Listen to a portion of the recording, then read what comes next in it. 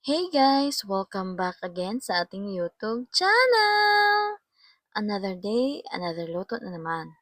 Kaya ngayon ay samahan niyo akong magluto ng isa namang masarap, malambot, at moist na banana cake na kapag natikman mo ay mapapawaw ka talaga sa sobrang sarap. Kaya kung paano ito lutuin at ano ang mga ingredients na ating gagamitin, please tapusin mo ang video na ito para malaman mo.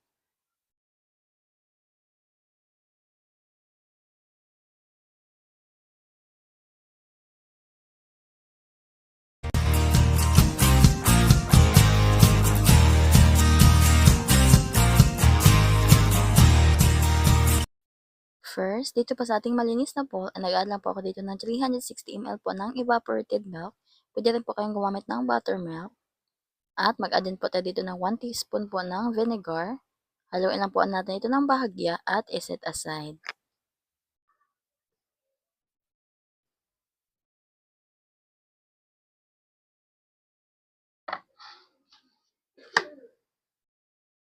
Sa ating measurements po ngayon ay gagamit po tayo dito ng 5 pieces po ng banana.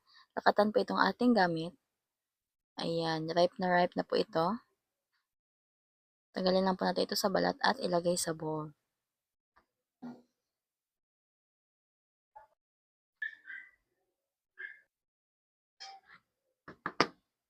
Matapos natin ito matanggalan ng balat ay mash lang po natin ito gamit ang tinidor.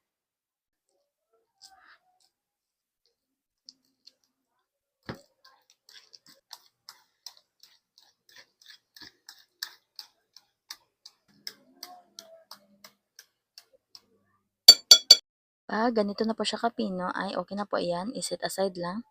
Magbiyak naman po tayo dito ng 3 itlog. Gagamit po tayo dito ng 2 small at saka isang large po na egg. Kaya po hindi po magkakapareha po ang sizes ng ating itlog dahil ito po ay mga itlog lang po ng aming manok. Nakuha ko lang po ito doon sa breeding pin. I-beat lang po ito.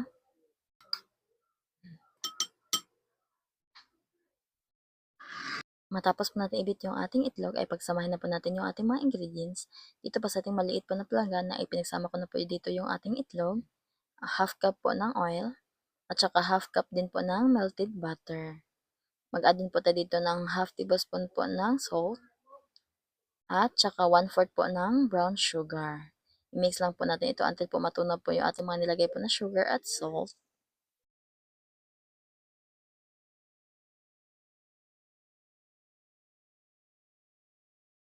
Sundin niyo lang po yung ating mga ingredients guys at sigurado pong legit po na masarap po ang kalabasan po nitong ating banana cake.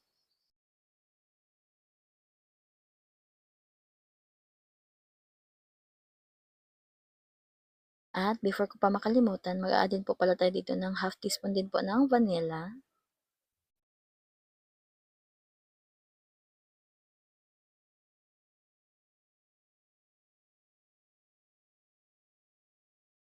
Matapos po natin itong ma-mix at pag ganyan na po siya kalagkit, ay pwede na po natin i-add yung ating banana.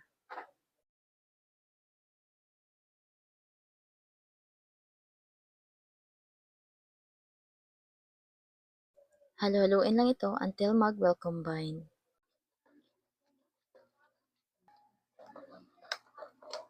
Pag ganito pong halong-halo na siya, ay pwede na po tayo dito mag-sift po ng cake flour. Yes, cake flour po itong ating gamit.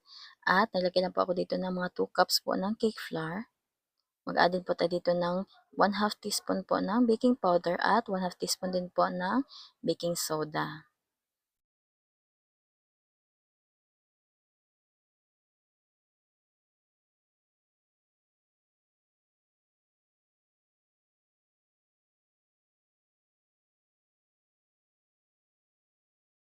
Ayan, i-mix lang po ito ng mabuti.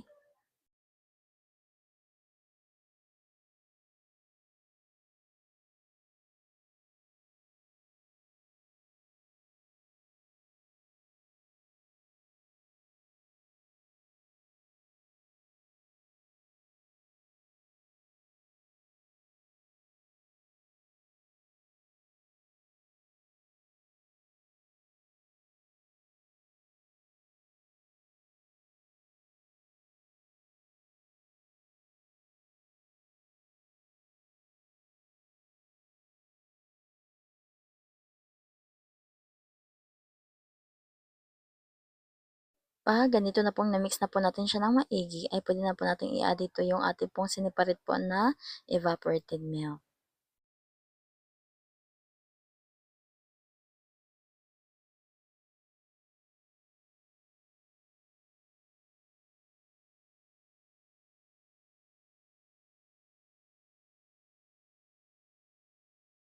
Ayan, haluin lang din po ito guys until po mag-well combine.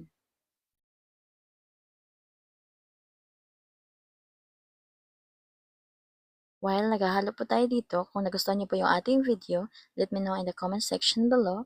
Huwag kalimutang mag-like, subscribe, at pakiclick na rin po yung ating notification bell para lagi kang updated sa ating masusunod pang video.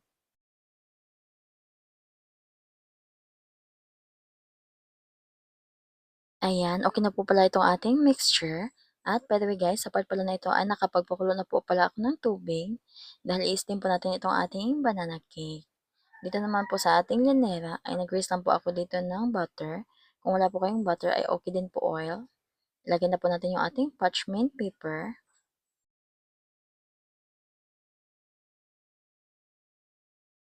At i-boss na po natin yung ating mixture.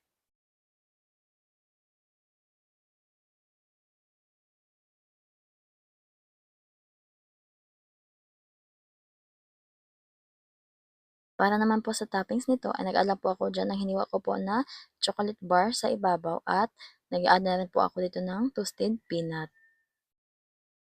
Para naman ito ay hindi mapasukan ng tubig, kaya tatakpan po natin ito ng aluminum foil.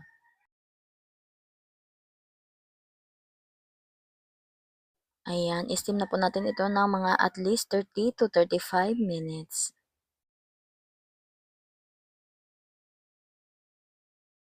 Ayan, after exactly 35 minutes, ayan, itusukin na po natin ito ng toothpick kung okay na po ba yung ating banana cake. At ayan, ay okay na nga ito guys. Kita nyo naman po dyan sa atin pong bamboo stick, wala na pong sumasama na basa. Kaya ibig sabihin po dyan ay luto na po itong ating banana cake. At dahil marami po yung nagawa po nating mixture, ayan, isinalang ko na rin po pala itong ating pangalawang batch. Ayan, luto na po itong ating banana cake at medyo mainit pa po siya kaya palamigin po natin ito ng kaunti.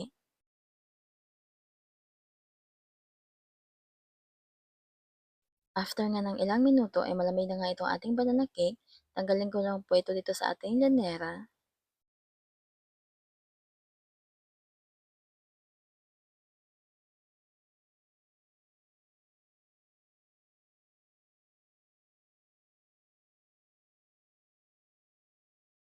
Ayan, ito na po yung ating banana cake. Kita nyo naman po yan guys, napaka-moist niya po at napakalambot po nito. Plus, sobrang sarap pa. Yung ibang toppings pala na nilagay po natin guys ay pumasok po sa gitna. Dapat po pala, after po ng 15 minutes po ng pagsalang, saka po natin ilagay yung ating toppings para po makita sa ibabaw. At ayan guys, yung picture po sa itaas, yan po yung pinakahuling batch po na ginawa po natin. At dyan po natin in-apply yung sinasabi ko po sa inyo na dapat 15 minutes po, saka po ilagay yung toppings. Ayan, ito luto na po yung ating steamed banana cake. Napakasarap po nito guys, kaya itry nyo na po ito. And don't forget to share this to your loved ones. Baka gusto din po nila matry yung ating recipe.